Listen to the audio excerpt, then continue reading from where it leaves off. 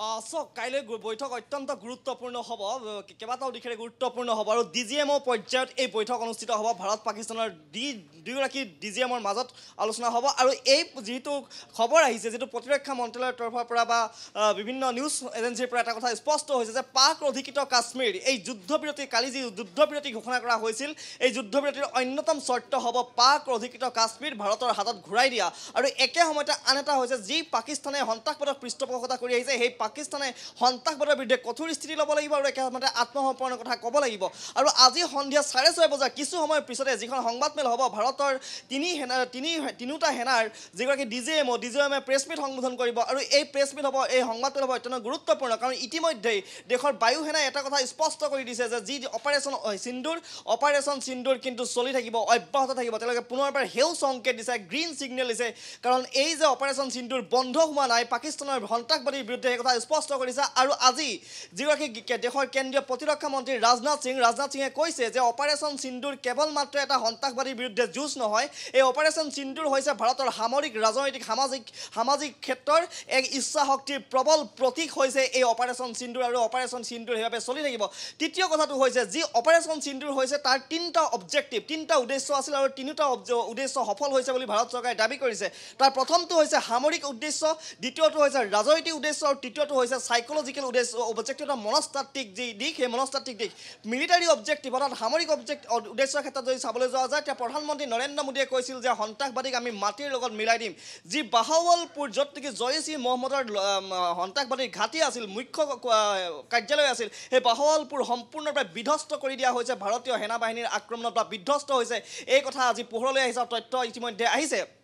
দ্বিতীয়টো যিটো ৰাজনৈতিক উদ্দেশ্য সেইটো হৈছে যি হিন্দু জলচুক্তি স্থগিতকৰণৰ সিদ্ধান্ত ভাৰত চৰকাৰে কঠোৰভাৱে বলবৎ কৰিছে এই হিন্দুৰ যদি জলচুক্তিয়ে আচলতে যি সীমাৰ সিপাৰত যি সন্ত্ৰাসবাদৰ কাৰ্যকলাপ কৰি আহিছে তাক উদগনি যোগাই অহাৰ কথা ভাৰত চৰকাৰে প্ৰকাশ কৰিছে সেইবাবে এই হিন্দু জলচুক্তি স্থগিতকৰণৰ দ্বাৰা তেওঁলোকৰ যি উদ্দেশ্য এই উদ্দেশ্যক মষিমূৰ কৰাৰ ক্ষেত্ৰত ভাৰত চৰকাৰে কঠোৰ পদক্ষেপ লৈছে আৰু এই যিটো ৰাজনৈতিক উদ্দেশ্য এই ৰাজনৈতিক উদ্দেশ্য ভাৰত চৰকাৰে সফল হৈছে বুলি দাবী কৰিছে তৃতীয়টো হৈছে সাইকোলজিকেল অবজেক্টিভ অৰ্থাৎ মনস্তাত্ত্বিক এটা উদ্দেশ্য সেইটোত কৈছে যে সীমাৰ বাহিৰত থাকিলেও ঘৰৰ ভিতৰত সোমাই হ'লেও আমি সন্ত্ৰাসবাদীক নিশেষ কৰিম বা মাৰিম যিটো প্ৰধানমন্ত্ৰী নৰেন্দ্ৰ মোদীয়ে কৈছে বা যিটো গৃহমন্ত্ৰী অমিত শ্বাহে দাবী কৰি আহিছে এই যিটো ধাৰণা শেহতীয়াকৈ অপাৰেশ্যন সিন্দুৰে কাশ্মীৰৰ পিয়কিৰ ঘাটিৰে থকা বা পাকিস্তানৰ ঘাটিত থকা যি সন্ত্ৰাসবাদীৰ ঘাটি তাত সন্ত্ৰাসবাদীক নিধন কৰি এক প্ৰকাৰ এই যিটো বাৰ্তা প্ৰেৰণ কৰিছে অৰ্থাৎ মনস্তাত্ত্বিক দিশেৰেও কিন্তু পাকিস্তানৰ সন্ত্ৰাসবাদীক এই ধৰণে আচলতে নিশেষ কৰিছে ভাৰত চৰকাৰে বা ভাৰতৰ সামৰিক বিভাগে সেইবাবে যি তিনিটা উদ্দেশ্য এটা হৈছে সামৰিক আনটো হৈছে ৰাজনৈতিক আৰু এটা হৈছে মনস্তাত্ত্বিক এই তিনিওটা উদ্দেশ্য সফল হৈছে বুলি বৰ্তমান প্ৰকাশ পাইছে আৰু ভাৰতৰ প্ৰতিৰক্ষা বা বৈদেশিক প্ৰতিৰক্ষা বিভাগে এই তথ্যসমূহ জনাইছে আৰু সন্ধিয়া আৰু কিছু 15 মিনিট পিছত যিখন সংবাদমেল হ'ব সেয়াও অত্যন্ত গুৰুত্বপূৰ্ণ হ'ব কালি যিদৰে তেওঁলোকে যুদ্ধবিৰতি উলংঘা কৰিছিলে পাকিস্তানৰ সেনাবাহিনীয়ে তাৰপিছত শ্বাহবাজ শ্বৰীফে তাৰপিছতো কিন্তু সেনাক তেওঁলোকে প্ৰশংসাৰে উপচাই দিছিলে আৰু শেহতীয়াকৈ আজি JD ভান্সৰ লগত যিখন বাৰ্তালাপত মিলিত হ'ল কেন্দ্ৰীয় দেশৰ প্ৰধানমন্ত্ৰী নৰেন্দ্ৰ মোদী JD ভান্সক কৈছে যে এই ধৰণে যদি তেওঁলোকে উলংঘা কৰি থাকে তেন্তে কিন্তু ইয়াতকৈ কঠোৰ হাতেৰে দমন কৰা হ'ব কঠোৰ ব্যৱস্থা লোৱা হ'ব এই কথাটো তেওঁ ইতিমধ্যে স্পষ্ট কৰিছে প্ৰধানমন্ত্ৰী আৰু সেয়া দেশৰ প্ৰতিৰক্ষা বিভাগে জনাইছে যে বৈদেশিক মন্ত্ৰালয়ে জনাইছে যে আজি প্ৰধানমন্ত্ৰীয়ে কি বাৰ্তা দিলে আমেৰিকাক আৰু এইটো কৈছে যে ভাৰত আৰু পাকিস্তানৰ যিটো ভাৰত পাকিস্তানৰ যি আলোচনা এই আলোচনাত কোনো ধৰণৰ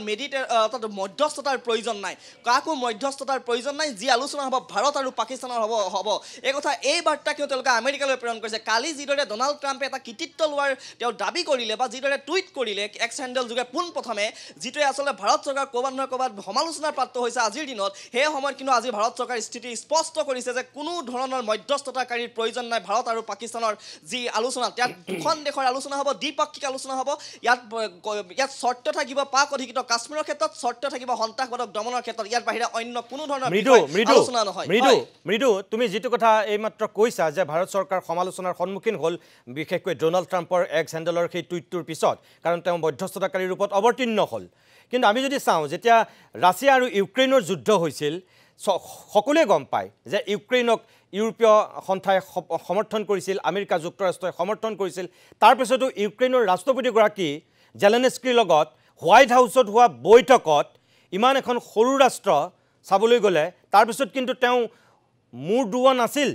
তেওঁ ওলাই গুচি আহিছিল ডোনাল্ড ট্ৰাম্পে মূৰ্খ ৰাষ্ট্ৰ বুলি ক'বলগীয়া হৈছিল সেই পৰ্যায়ত জেলেনস্কি গৈছিল কিন্তু তাৰপিছত আমাৰ মোদীৰ লগত ডোনাল্ড ট্ৰাম্পৰ ইমান সৌহাৰ্দ্যমূলক সম্পৰ্ক থকাৰ পিছত ইমান বন্ধু বুলি কোৱাৰ পিছত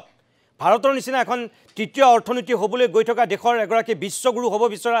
নেতাক হঠাৎ কালি তেনেকুৱা এটা সিদ্ধান্ত কেনেকৈ ডোনাল্ড ট্ৰাম্পে দিব পাৰিলে আজি কিয় ভাৰত চৰকাৰে প্ৰতিক্ৰিয়া ব্যক্ত কৰিবলগীয়া হ'ল